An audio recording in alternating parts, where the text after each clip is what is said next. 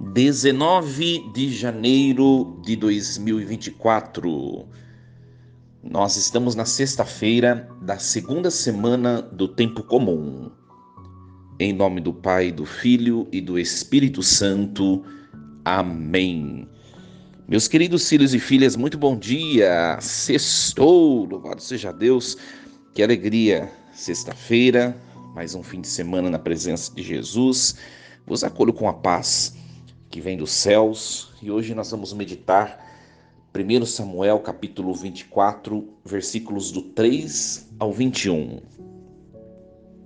Naqueles dias, Saul tomou consigo 3.000 homens, escolhidos em todo o Israel, e saiu em busca de Davi e de seus homens, até aos rochedos das cabras monteses, e chegou aos currais de ovelhas que encontrou no caminho. Havia ali uma gruta, onde Saul entrou para satisfazer suas necessidades. Davi e seus homens achavam-se no fundo da gruta, e os homens de Davi disseram-lhe: Este certamente é o dia do qual o Senhor te falou. Eu te entregarei o teu inimigo, para que faças dele o que quiseres.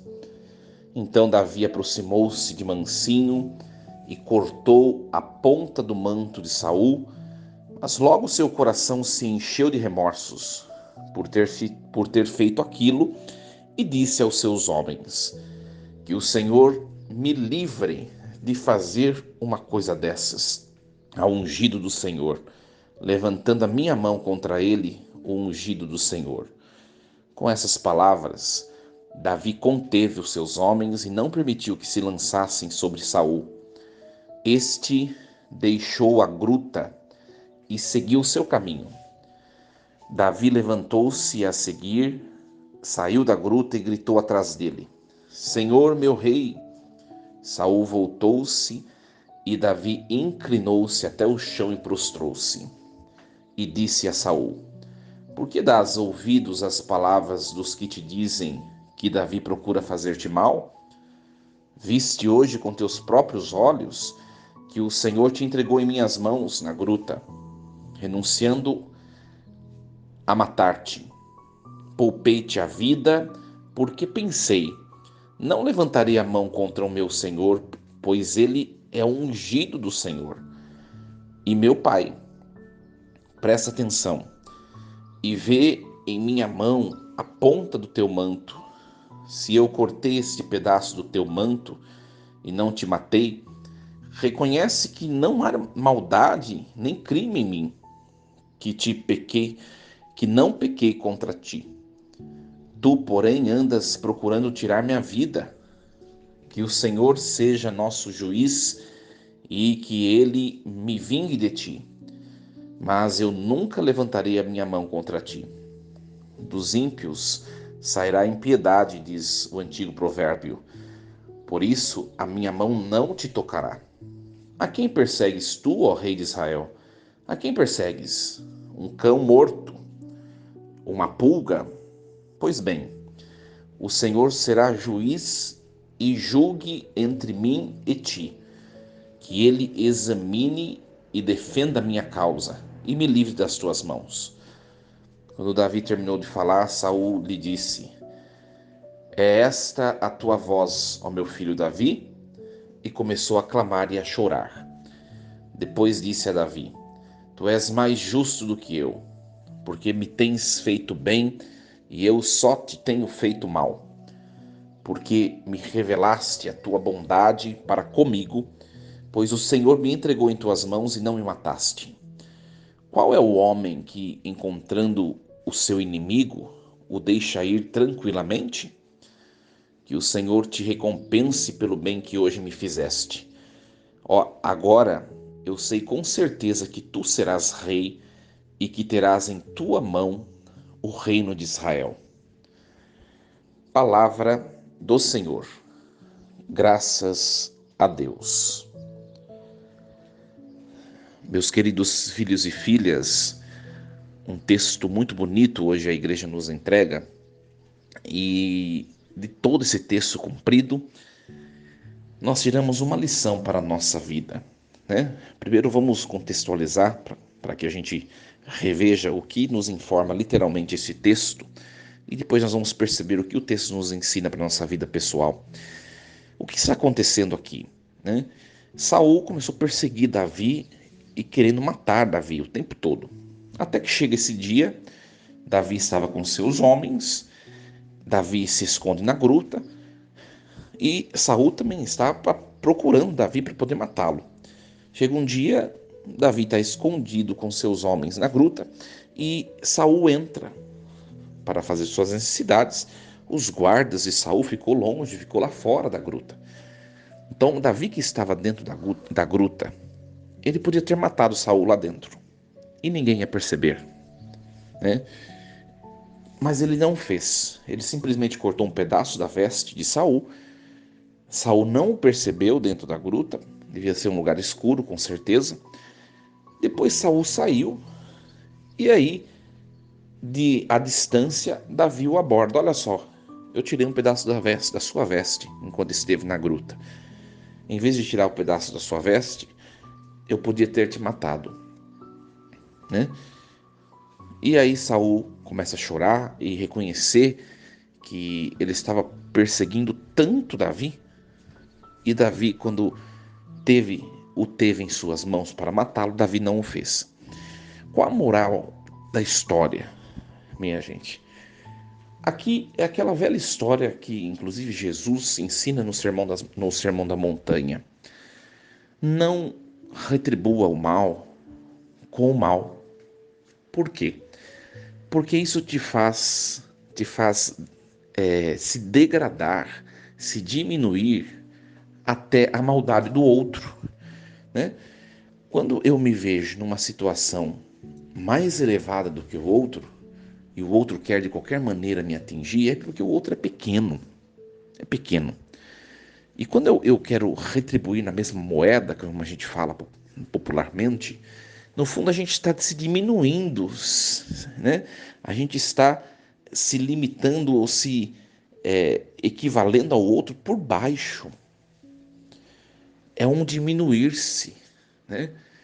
Aquilo que nos fez grandes até então, nós perdemos porque nós nos diminuímos para tentar atingir o outro da mesma maneira que o outro tentou nos atingir. Não nos limitemos por baixo, né?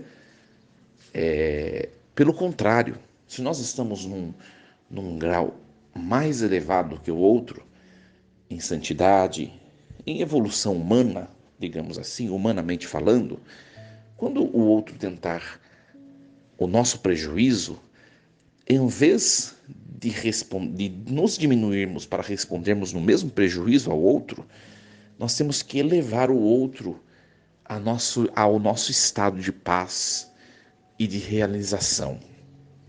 Olha, na teoria é muito simples.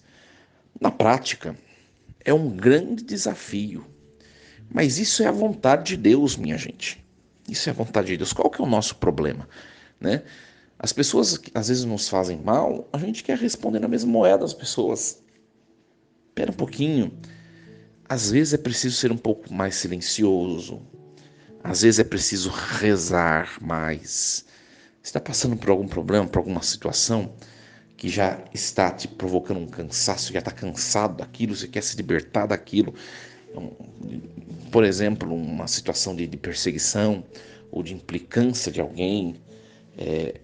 Reze, reze, entrega para Deus, peça para Deus.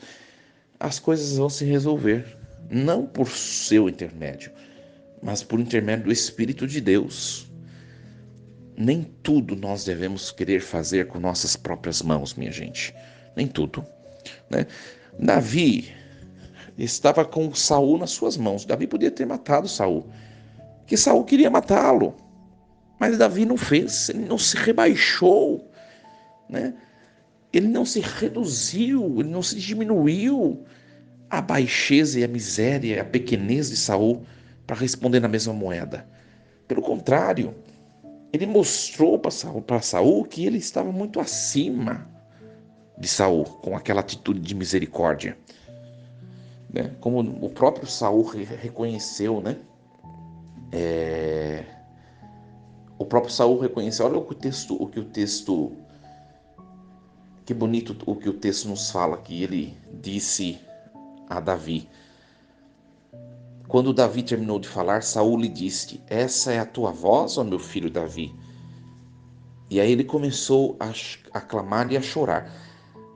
E aí ele disse: tu és mais justo do que eu, porque me tens feito bem e eu só te tenho feito mal. Hoje me revelaste tua bondade para comigo, pois o Senhor me entregou em tuas mãos e não me mataste. Então o que acontece aqui? Aqui acontece um processo de conversão de Saul, né? Até então estava tentando matar Davi o tempo todo. Quando Davi não responde na mesma moeda, embora tinha a oportunidade, o que acontece? Um processo de conversão. Ele reconheceu o bem em Davi. Ele reconheceu, a partir da atitude do outro, que ele estava errado. Se Davi tivesse o matado, ele não teria a oportunidade de se converter, de mudar. Essencialmente, essa mudança não aconteceria. Então, minha gente, às vezes quando a gente quer ser justo, segundo nossos critérios, sabe aquela justiça retributiva, às vezes a gente estraga tudo. Estraga tudo. É aquela coisa, né? É aquela coisa. Tem coisa que a gente tem que deixar para que Deus transforme, mas a gente tem que acompanhar a situação em oração. Em oração. E aí vem aqueles que de fato faz parte nos questionarmos, né? Então, padre, tudo tem que ficar quieto, tudo tem que ser tonto do outro, e tudo tem que baixar a cabeça e ficar rezando só. Não é isso, né?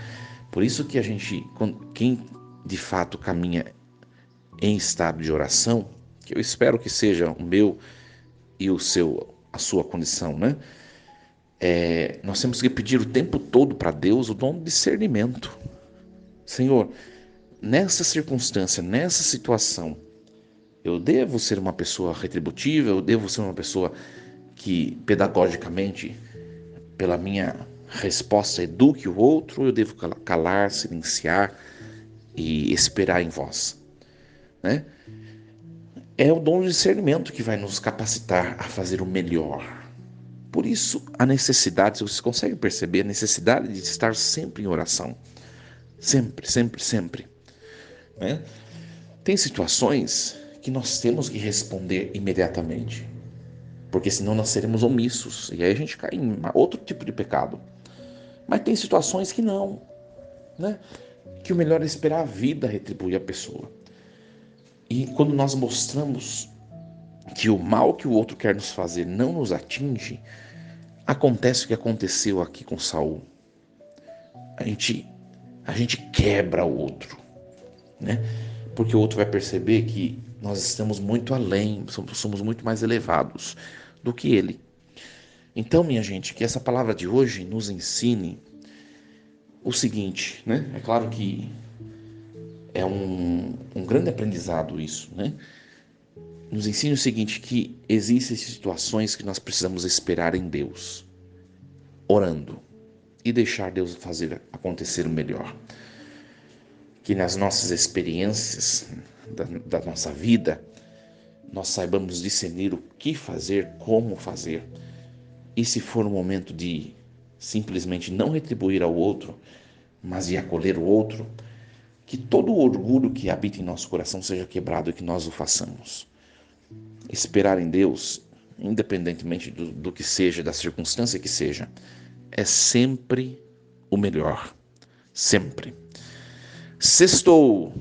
Desejo a você um excelente fim de semana. Que Deus o abençoe abundantemente, muita paz, com muito Espírito Santo nos concedendo o dom de discernimento. Força e coragem. Em nome do Pai, do Filho e do Espírito Santo. Amém. E lembremos-nos sempre, Deus está no comando de tudo.